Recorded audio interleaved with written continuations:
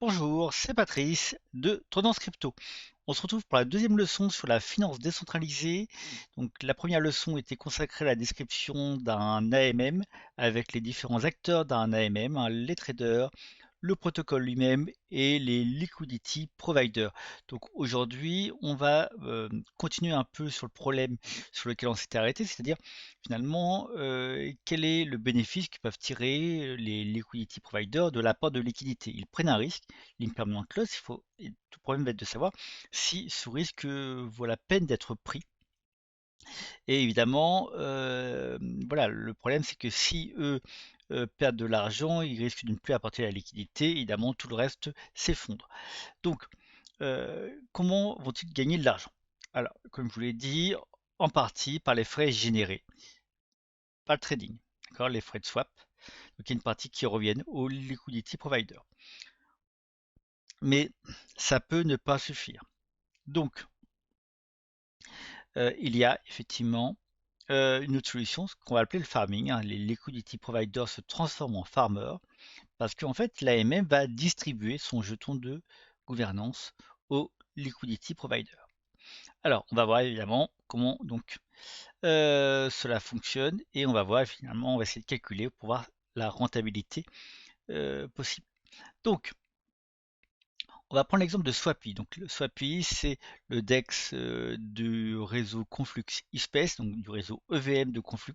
Pour ceux qui suivent mes vidéos, hein, vous savez que je suis régulièrement l'actualité de cette blockchain qui est composée de deux réseaux, le réseau principal, un Conflux Core, et un réseau EVM, Conflux Espèce. Donc, Swapi, c'est le DEX de l'espèce. Pourquoi j'ai choisi Swapi? Non seulement parce que c'est sur Conflux, mais aussi parce que il est assez simple au niveau donc des fonctionnalités, parce qu'il a moins d'un an, et donc ça permet de facilement voir les différentes fonctionnalités d'index. Mais en fait, c'est un index classique que vous retrouverez sur beaucoup de blockchains.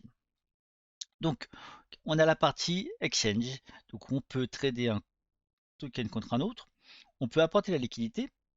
Là, il y a le farming, donc je vais vous expliquer pourquoi l'apport de liquidité et le farming sont différents.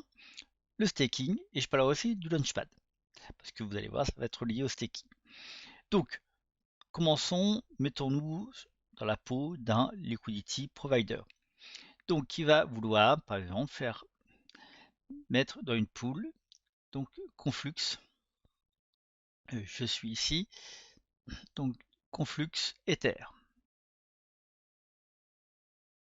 Donc, là, on voit que, donc, voilà, j'avais pris un exemple, hein, s'il veut mettre 10 000 Conflux, ça va calculer que pour qu'il donne l'équivalent de là en Ether, il doit donner 1,26 Ether. Et il aura 0,28% de la pool de liquidité. Qu'est-ce qu'il va gagner rien qu'en faisant cela? Il va gagner 0,17% de tous les swaps. Il y a 0,25% de frais dans tous les swaps.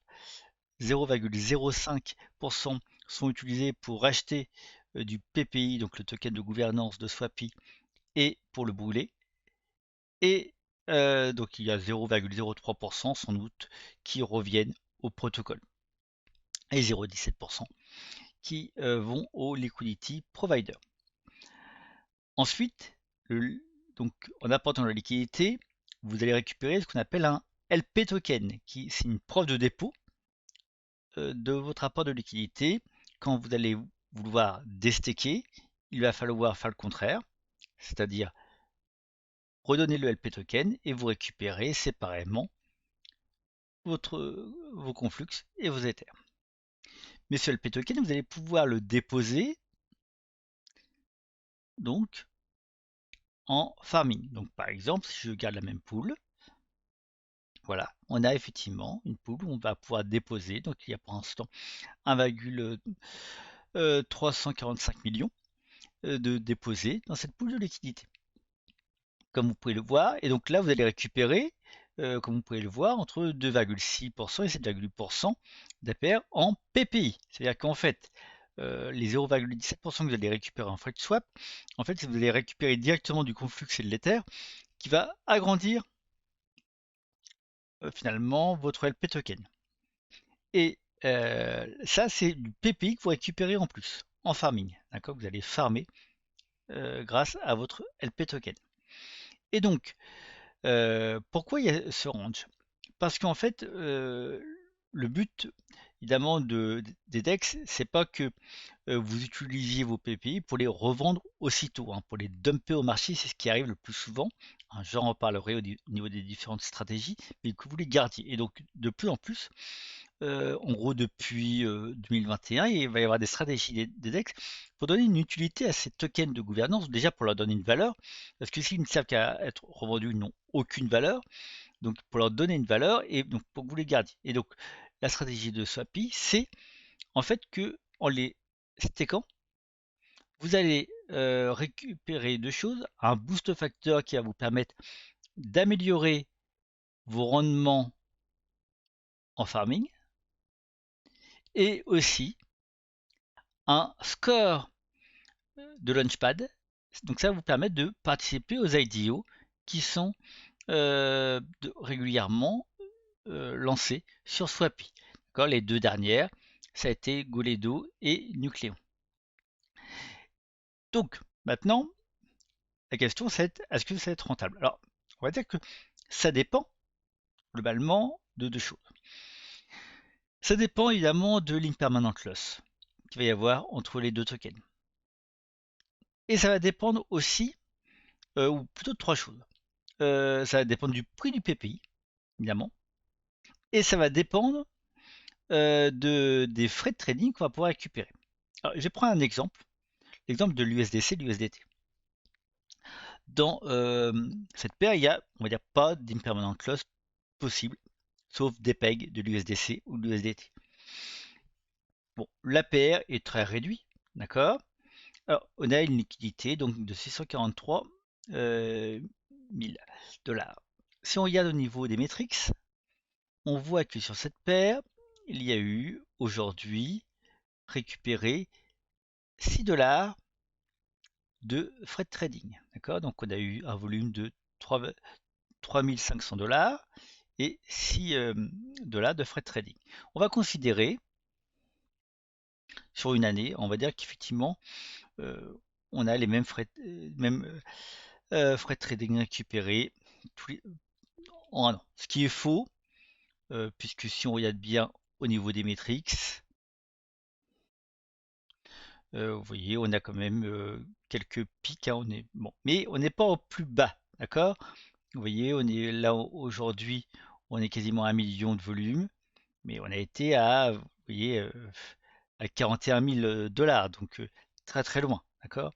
Donc c'est dur effectivement de faire, si on faisait une moyenne, on serait plus proche des effectivement des 1 million que des 12 millions, hein, globalement. Donc ça fait qu'il y a 2190 $ récupérés en une année dans la pool USDC, USDT. Or, dans la pool, il y a, donc si je me remets dans la paire de liquidité, il y a 648 000 déposés. Donc, il faut les diviser par 648 000.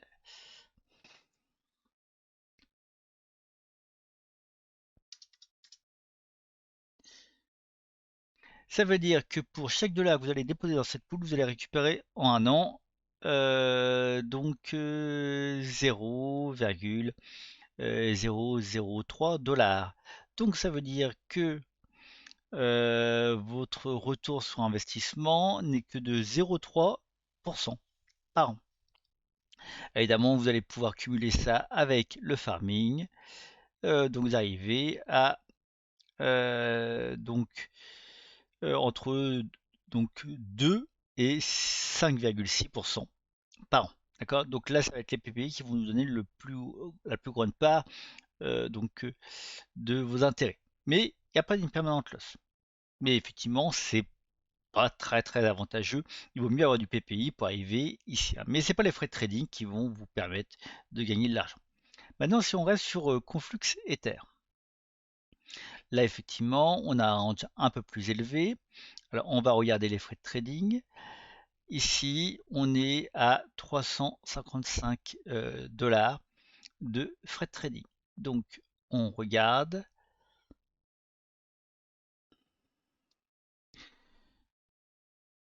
sur un an,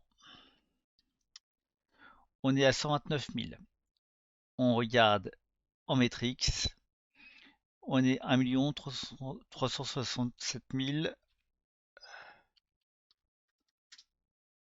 Donc, ça veut dire que sur un an, on va arrondir à 0,1. Donc sur un an, pour 1 dollar que vous déposez, vous récupérez 0,1 dollar. Ça veut dire que là, il y a 10% de retour sur investissement, ce qui est pas mal finalement.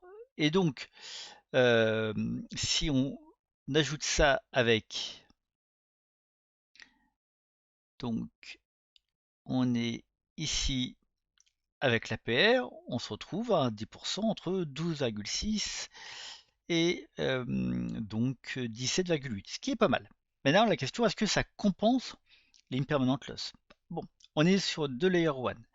On va et on voit bien que par les partenariats des dernières semaines, le Conflux semble un projet vraiment solide. Évidemment, je pense moi personnellement que c'est un projet très très solide, mais on va dire au moins on va dire solide au vu des partenariats des dernières semaines. Donc on peut estimer qu'ils vont avancer dans le même sens, même si le Conflux pour l'instant est beaucoup plus volatile que l'Ether. Mais néanmoins, comme ce qui se passe aujourd'hui où le marché est en baisse, bon bah les deux baissent, mais évidemment pas à la même proportion, d'accord? Mais ce qui fait qu'on n'aura pas une impermanent loss énorme. Voilà. Donc on peut estimer peut-être, voilà, c'est que les donc 12-17% compensent l'impermanent loss. Bon, le, alors on avait vu hein, dans le, vous voyez ici que en fait là, si il y avait un token qui doublait pendant que l'autre restait au même point, la perte n'était pas forcément énorme, d'accord? Donc on peut estimer, oui, qu'à 17%, bon, on a grignoté un peu notre gain, mais même s'il y a de l'impermanent loss, ça compensera, veut dire là au niveau des pertes, on est effectivement peut-être pas, veut dire on ne sera pas perdant et même un peu gagnant. Par contre, évidemment, si on est sur des tokens comme le PPI, donc le reward token, ou d'autres, ça va être beaucoup plus volatile. Alors, je vais prendre l'exemple justement très intéressant du PPI USDT, puisque c'est le token avec les plus grands APR, 36% à 111%. On regarde les frais de trading, donc c'était bien celui-ci, USDT plutôt, PPI USDT, que je le retrouve. Alors PPI USDT, on a 30 dollars de frais de trading aujourd'hui.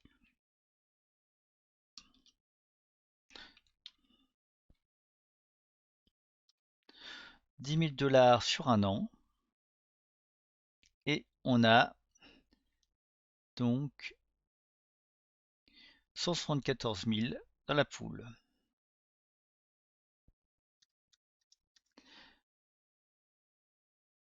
Donc on récupère donc 6 centimes pour chaque dollar.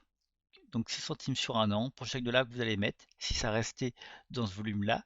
Et donc c'est-à-dire du 6% de retour sur investissement qu'il faut ajouter évidemment au 36 ou 111. Bon, alors on peut dire effectivement que l'APR est assez intéressant à ce niveau-là, d'accord? Et donc on rajoute 6%, 42 à 117%. Néanmoins, si on regarde maintenant le cours du PPI, et oui, pour ceux qui étaient ici, l'impermanent loss est évidemment énorme. D'accord? Donc, ça ne valait pas du tout le coup, hein, ça ne compensait pas, même si évidemment les rendements étaient encore plus élevés, ça ne compensait pas du tout évidemment la chute qu'il y a eu.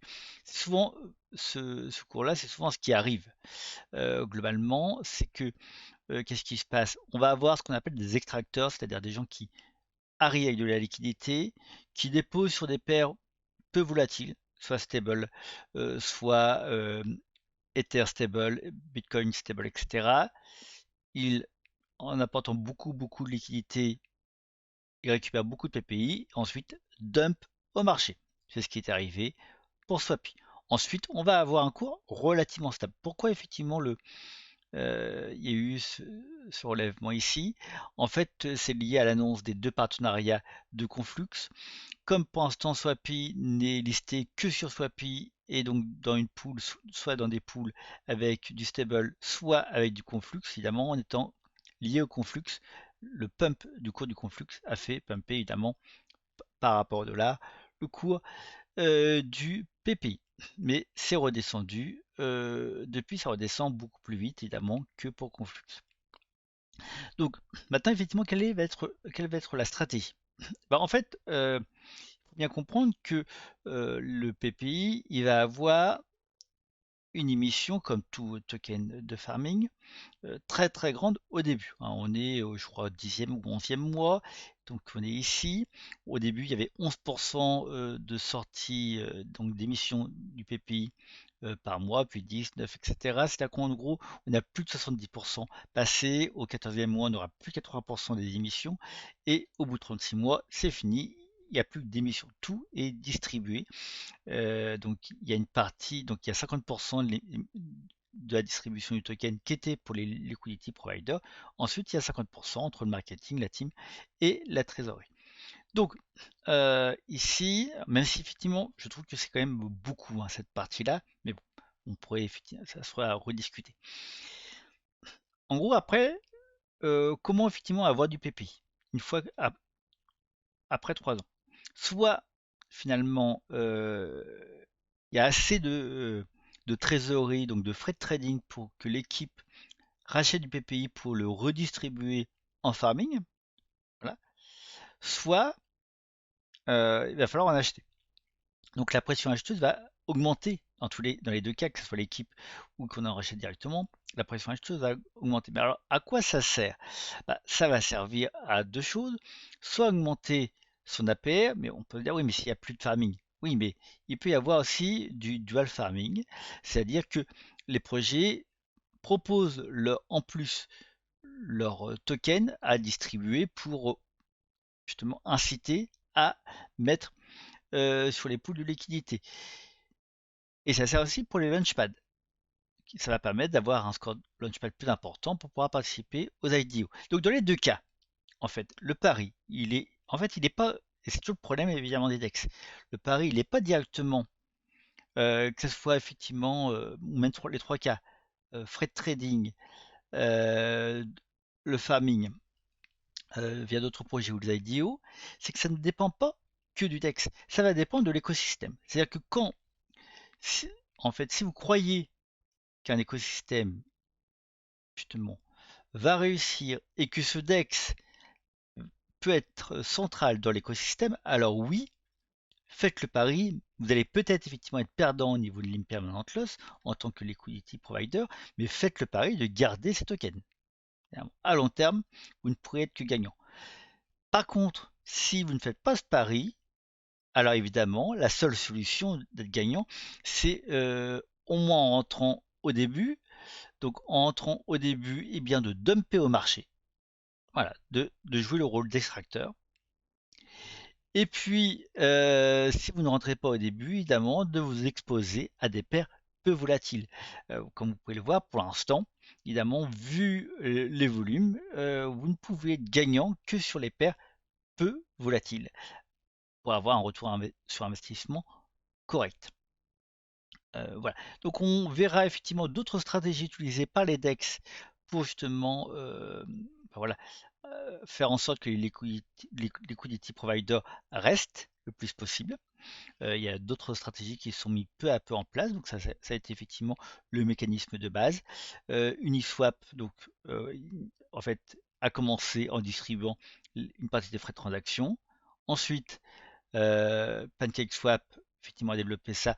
C'était pas le seul à l'époque avec le farming, mais c'est un des premiers et des plus connus. et c'est un mécanisme qui s'est largement développé. Si vous avez des questions, n'hésitez pas à les mettre en commentaire. On se retrouve pour donc une prochaine vidéo très vite. Merci et à bientôt.